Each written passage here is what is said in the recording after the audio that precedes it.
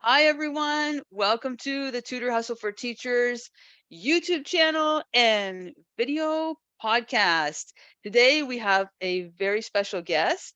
It is Yolanda Duguay, or Yoli D, as she's known on Facebook and Instagram. And Yoli is the founder, the owner and founder of Targeted Learning Academics. And she's also a tutor, and that's your own tutoring company, correct? That you started Correct. all by yourself. Yeah. All by my lonesome. Yes. That's great. That's so great. And she is also the co-host of PLC After Dark, the podcast, and that is the best name for a teacher podcast ever. And it's a, it's a great podcast too. And you can listen to that on Instagram Live. And Yoli also does coaching for tutors, new tutors, tutors that want to grow their business. But today, she's here to talk to us about social media. And Yoli has a course that she has just created called about purposeful posting. Tell us the name, Yoli. It's called Purposeful Posting on social media for educators. It is a course that was inspired by me actually coaching another educator who was looking to grow her business. And some of the pointers that I gave her are inside of the course. It's a little short course that you can kind of go through and perhaps get some tips, find your niche, figure out how to target your audience, who you are, what you offer, and your call to action, because those are the three bases that we use as a framework for the course. That sounds fantastic, Yoli. And I have seen you posting on social media, and I love your posts because they're very engaging and they're very, I think we were talking about this before, story based. Yes. You're a very good storyteller. And is that part of what you include in your course? In the course, I kind of touch on it a bit because essentially what you want to do is you want to engage your audience with who you are, what you offer, and there's a call to action. Now, because I'm more of a storyteller, I always like to include, even if let's say the photograph is something completely random, there's a story behind that photograph and why I'm telling this story to kind of guide you back into the purposeful posting, what I'm posting for in the first place. And that just comes with time. Initially, I started out on social media before I became a business owner, just kind of posting random pictures of my family, myself, some of the things that we were doing. But it was always a story. There was always a story about something. For example, one time my daughter was about 15 and she asked us, could she start dating? And we were like, dating who? And what are you going to do? And what does that mean? And so I posted a picture and I went through this whole story about that. It was all of us out with our family and my daughter and her friend and my son and his friend at the time. And I got so much feedback. Oh my gosh, you guys are such an inspiration. How did you, we need you to write a book on how to, handle those kinds of questions. So I always post something that I know that people will be able to relate to, whether it's family oriented, whether it's business related. I always try to draw people in with the authenticity that comes with living a life of parenthood and teaching and all the things that I do. I've really found out that in sharing my stories, people can relate and they're looking for somebody that they can relate to, somebody that they can talk to, somebody that they can share their experiences with. And so that kind of gives me some space to be able to do that, because I know people are looking, they need somebody to look up to or someone to just pull from. Like you said earlier, mastermind group. Well, there's a group of moms who have teenage girls who are 14, 15 and on, and they might want to date and they don't know how to handle that. And so, that's just basically how the course was developed in terms of business. So even if it's a picture of my family, in the caption, it's going to say this, and this. And so in the course, what I do is I give you that option to use what you're posting or the picture or the meme or whatever it is that you just the reel, be sure to tie that into your niche. And so whatever your niche is, whatever audience you're trying to attract, that is where you're going to pull them in with your caption, if not the actual illustration. Okay, that's great advice. You have to start always off with a not just a message in mind, but think about who is going to be receiving that message. And then that helps you to tailor your post just for that exact, I call them your dream students and dream families in terms of tutors, Yes, right? Because you want to work with yes, your dream students and your dream families. You want to tailor your correct, post correct. exactly for them. Yes, I love that. I think that is really wonderful advice. And you know what? One of my favorite posts from you that I've seen is that you had a picture of you at a football game with one of your Mhm. students. Do you remember that one? Yes, That's yes, wonderful. Yeah. And then yes, you were telling us about your student and how you like to support your students not just in tutoring but outside of tutoring as well. I love yes. that. Yes, and I do. And I ask for their schedules and I've gotten invited to fifth grade graduations last year and Oh, award ceremonies and sporting events because I really do believe in the relationship building aspect of my business.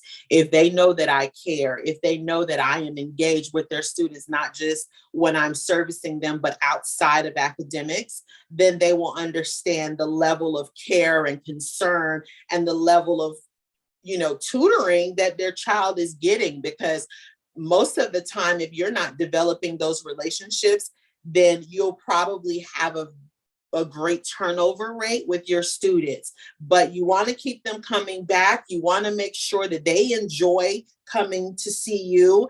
And so I want to see you in your element. So that gives me something else to connect with my students. yes, I love that. And I love how you share that message to with your dreams, your potential dream students and dream families by showing how you were at that football game. And it's a shout out to your student too, to show what a great job he did. He must have loved that. He must have felt really proud. He was so happy. His mom didn't tell him that I was coming. And so after the game, I saw him play the entire game. And after the game, they were all kind of in a huddle and she called him out. And I was standing there. His eyes Oh, super big. He had the biggest smile on his face. He was so happy. And so when I saw him last week, that was a conversation piece for us.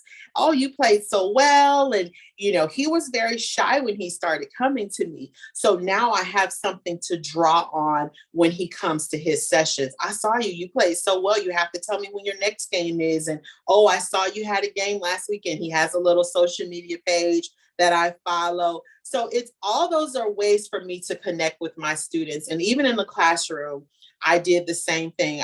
When I was a classroom teacher, I attended birthday parties, I attended games, parents invited me to award ceremonies. Some of my older students, when I first started teaching, I've been invited to their graduations and graduation parties and now baby showers and things like oh that. So wow. I'm always connected to my students, and that has followed me since I was my first year teaching. I still see some of my students that I taught 17 years ago.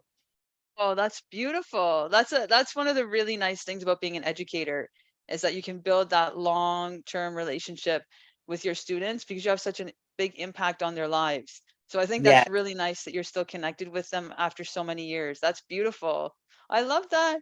And so Yoli, Yeah. what advice would you give to somebody who's just, just starting their own tutoring business, going out into the tutor world, maybe they're a teacher wanting to do a side hustle, or they want to, that this is what they want to do. They've retired or they've left the profession or whatever, and they want to tutor now.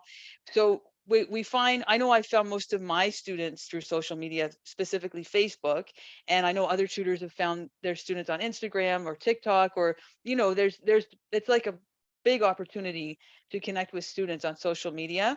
So what advice would you give to that person just starting out and they want to not post an ad, necessarily, because there's more. I think we have to understand that too. If a lot of tutors think that it's just like, oh, I made this cute little flyer, I'll just post my ad and I'm done. But it's more about you're also building your presence on social media and you're establishing yourself as an expert and all of that. So what advice would you give to the tutor just starting out when they're thinking about, okay, I have to start an Instagram account, let's say, for my business. What do I even post there? So I have a story. Of course, one of my students, seventh grade last year, mom reached out to me via Facebook. And I didn't know her, but she followed me on Facebook and she also followed me on Instagram. And so when she requested the consultation, she said to me during the conversation, we looked at your social media page and I asked my daughter, do you think she would be able to help you? And her daughter said, yes, I think so. We can try. And so for me, that was big because I wasn't sure how I was reaching my families, how I was reaching my audience. I knew the audience that I wanted to attract, but I wasn't sure if it was effective, right? So I started to post things that I knew parents could relate to, right? I posted a video one day about the fight, flight, or freeze, right? You have some students who would rather flight. They'd rather just not even avoid the work.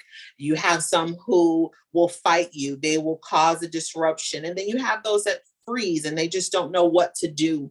And so my advice to any tutor, any academic coach, anybody who's starting out, narrow down your niche, narrow down the audience that you wish to target, and then begin to post and share real life, authentic stories that people can relate to, pictures, posts, captions, something that people can relate to where you are organically attracting your audience rather than just speaking teacher jargon or putting up some super complicated deep posts that people have to really infer and read into and read between the lines. No, be direct, be authentic, and deliver your message so that it resonates with your readers. So when you do that, you want to include who you are. You can't be shy. I know there's some businesses where you don't have to show your face, but unfortunately for us as teachers, if you're shy, you got to come out of that shyness. You got to show who you are. They want to put a face to the service, right? Because if you're welcoming, inviting, and cheery and happy and cute, they'll want to come. They didn't know me from a can of paint, but they said they thought that I could help her based on what I look like and what my page looked like. So have your pages be inviting, bright, cheery colors, pictures, fun stuff, maybe something even funny about something you've experienced as an educator and services that you offer. And people will come. When they feel like you're someone who they can relate to, they will come. That's really great. That is very powerful that somebody actually looked at your was it Instagram? Looked at your Yeah, it was my Instagram, Instagram. Mm-hmm. yeah, profile and was able to connect with you based on that. It just goes Yes, to show the people are watching and they they're are watching. listening. They are They are. watching, they are listening, and they are searching for someone who can solve a problem for them. Mm. Our daughter was struggling with math in seventh grade, and she just looked and said, I think she'll be able to help me. She didn't know if I could or not, but I was able to help her succeed. And she really did very well at the end of the school year. And her mom couldn't thank me enough. So make sure that they're bright, they're cheery, there's not too much going on. And if you're going to tell a story, tell it with intention, tell it with purpose, tell it so that it resonates with someone who's watching. I love that. This is great advice, Yoli, because we talk a lot about that you have to post consistently and how to set up your profile and what to do on there and stuff. But we don't talk a lot about how to post and what to post and what is going to engage people. So this is a great conversation. And I hope that a lot of people can take a lot of really good tips away from this. So be direct, be authentic, and resonate with those dream students and families. Very Yes, good. Very yes, good. That's a good, you just made yes. up a good framework there. BAR. Yeah, look at that. You know, I'm always looking for an acronym for something. So there it is. Boom. BAR. Be direct. What did I say? Be authentic. Be And resonate. and Resonate resonate. There we with the go. people. There we Yeah, go. I There love we go. that. I had to That write it down when I leave here so I can yeah, remember, so I can yeah, expound on that in another post, right? yeah. Exactly. That's very, very good. Oh, this has been great, Yoli. So now where can people find you? There's a few They can find places. me all over, right? I'm on, but my targeted learning business page is at targeted_learning ACS. That's on Instagram. I am also on Facebook, Targeted Learning ACS. I am on, where am I? I'm on Twitter and TikTok as well at Yoli KD. So a lot of my personal page, my business page, they all kind of intertwine because my personal page is where I get the most engagement because that's how I started 10 years ago on social media. But I do incorporate some business and I'll tag my business or incorporate some personal and still tie it into my business. So it's kind of become a little loop. So where I'm posting on my business, I'm going to include something personal or vice versa. So that just keeps people engaged and understanding that I'm human, that I have a family, that I like to do fun things, that I love children, that I love educating. So they want to see a little bit of your personal side too. You can't be so just structured in business. They do want to see that you are a nurturer of family. They want to see that you have hobbies that may be similar to their parents. I have parents who have now become friends, who have come out, and ate lunch with me. So all those things actually play into building your business and your branding and building those relationships. That's great advice. And I will post your link tree below in the Yes. description so people will be Thank able to you. find you everywhere. And Thank you. make sure you listen to PLC After Dark because it's an awesome, if you're a teacher, you're gonna love that. It's good for parents too, right? There's lots of great Yes. information. Yes, it's very good. Very good. Just for everybody, parents, last week we talked about kindergarten readiness, but with the twist, it wasn't just all academics. Can they self-care? Can they wash their hands? Can they, do all those things? So a lot of stuff that we talk about are things that you don't necessarily talk about during the day, during the school day, but they are important to know. Yes, yes, it's a great podcast. Well, thank Thank you so you. much, Yoli. Thank you so Thank much you. for being here. No problem. And thank you to everyone for watching. Don't forget to like and subscribe for more tips and more interviews with awesome tutors like Yoli. Thank Bye. you. Bye. Thank you for having me.